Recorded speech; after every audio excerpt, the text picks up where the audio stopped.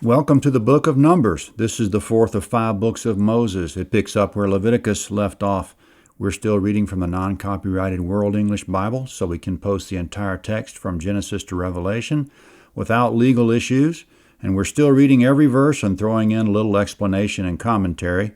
If we skip a word here and there, it's by accident. Israel is still camped at Mount Sinai, but before they go anywhere else, Yahweh is going to get them organized and ready for an assault on the Promised Land. Numbers chapter 1, verse 1.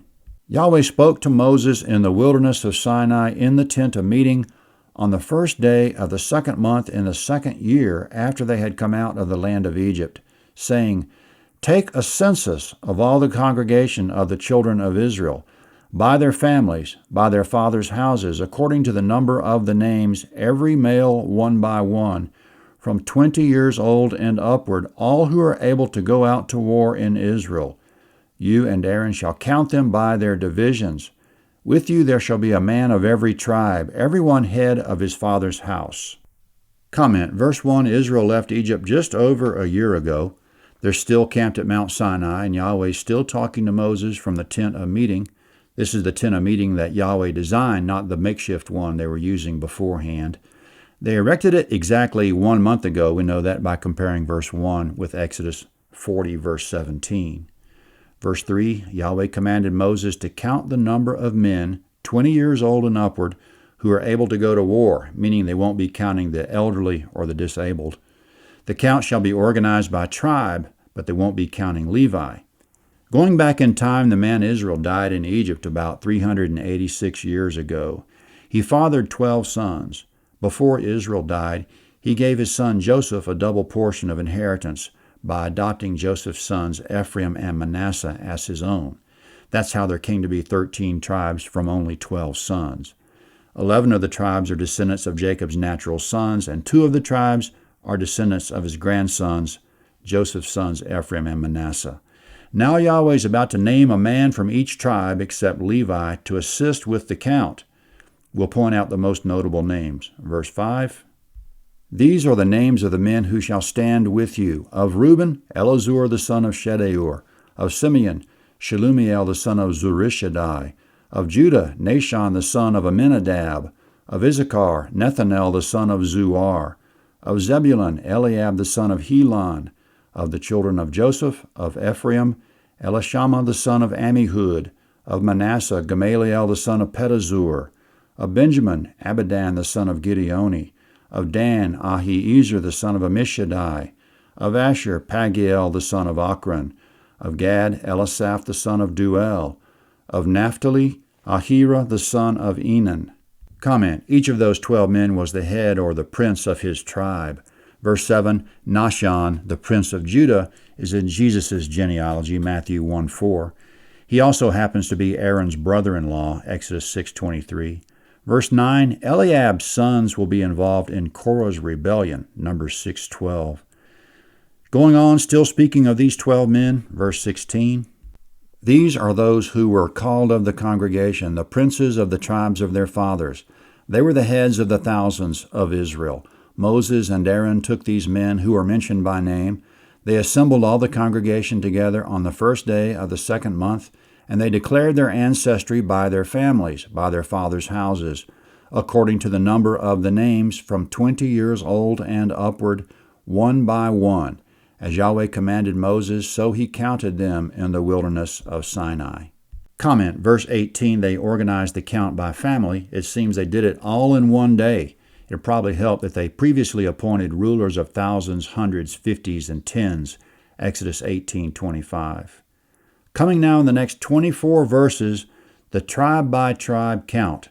Verse 20, "The children of Reuben, Israel's firstborn, their generations by their families, by their fathers' houses, according to the number of the names, one by one, every male from 20 years old and upward, all who were able to go out to war. Those who were counted of them of the tribe of Reuben were 46,500. Of the children of Simeon, their generations by their families, by their fathers' houses, those who were counted of it, according to the number of the names, one by one, every male from 20 years old and upward, all who were able to go out to war. Those who were counted of them, of the tribe of Simeon, were 59,300. Of the children of Gad, their generations by their families, by their fathers' houses, according to the number of the names, from 20 years old and upward, all who were able to go out to war. Those who were counted of them, of the tribe of Gad, were 45,650. Of the children of Judah, their generations by their families, by their fathers' houses, according to the number of the names, from 20 years old and upward, all who were able to go out to war. Those who were counted of them, of the tribe of Judah, were 74,600. Of the children of Issachar, their generations by their families, by their fathers' houses, according to the number of the names, from 20 years old and upward, all who were able to go out to war. Those who were counted of them, of the tribe of Issachar, were 54,400. Of the children of Zebulun, their generations by their families, by their fathers' houses, according to the number of the names, from 20 years old and upward, all who were able to go out to war. Those who were counted of them, of the tribe of Zebulun, were 57,400. Of the children of Joseph, of the children of Ephraim, their generations by their families, by their fathers' houses, according to the number of the names, from 20 years old and upward, all who were able to go out to war. Those who were counted of them, of the tribe of Ephraim, were 40,500. Of the children of Manasseh, their generations by their families, by their fathers' houses, according to the number of the names, from 20 years old and upward, all who were able to go out to war. Those who were counted of them, of the tribe of Manasseh, were 32,200. Of the children of Benjamin, their generations by their families, by their fathers' houses, according to the number of the names, from 20 years old and upward, all who were able to go out to war. Those who were counted of them, of the tribe of Benjamin, were 35,400. Of the children of Dan, their generations by their families, by their fathers' houses, according to the number of the names, from 20 years old and upward, all who were able to go out to war. Those who were counted of them, of the tribe of Dan, were 62,700. Of the children of Asher, their generations by their families, by their fathers' houses, according to the number of the names, from 20 years old and upward, all who were able to go out to war. Those who were counted of them, of the tribe of Asher, were 41,500. Of the children of Naphtali, their generations by their families, by their fathers' houses, according to the number of the names, from 20 years old and upward, all who were able to go out to war. Those who were counted of them, of the tribe of Naphtali, were 53,400. Comment: in round figures, the largest tribe is Judah with 75,000. The smallest is Manasseh with 32,000. Verse 44. These are those who were counted, whom Moses and Aaron counted, and the princes of Israel, being 12 men. They were each one for his father's house.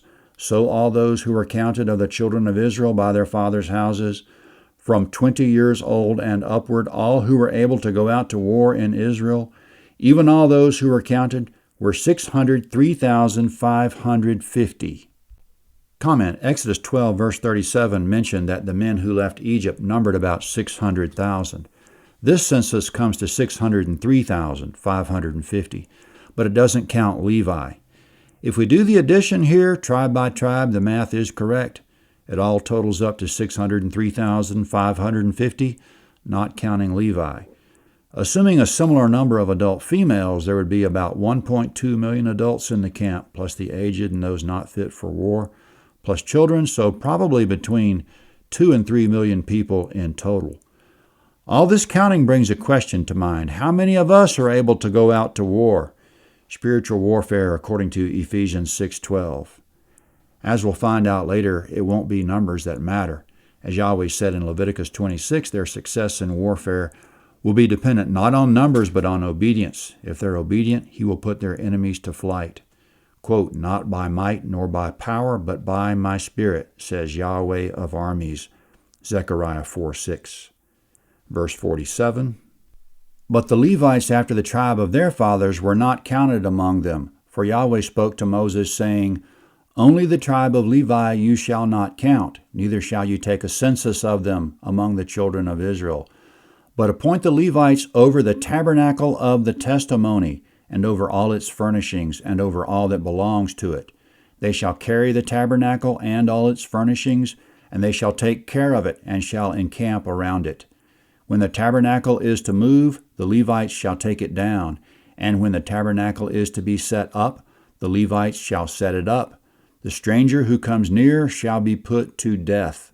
The children of Israel shall pitch their tents, every man by his own camp, and every man by his own standard, according to their divisions. But the Levites shall encamp around the tabernacle of the testimony, that there may be no wrath on the congregation of the children of Israel, and the Levites shall be responsible for the tabernacle of the testimony. Thus the children of Israel did, according to all that Yahweh commanded Moses, so they did. Comment. Verse 51 is a warning to any curiosity seekers. No one but the Levites should approach the setting up, taking down, or transport of the tabernacle or its articles, or he shall be put to death. This is a warning for the ages. Centuries from now, someone will touch the ark during transport, and he'll die on the spot. 2 Samuel 6, verse 7. If even the consecrated articles were that holy and unapproachable, how unapproachable is our holy God himself? And how great was the work that Christ did so that we can approach him? That's the chapter. Numbers 2 is next at landofhavilah.net. Numbers 2.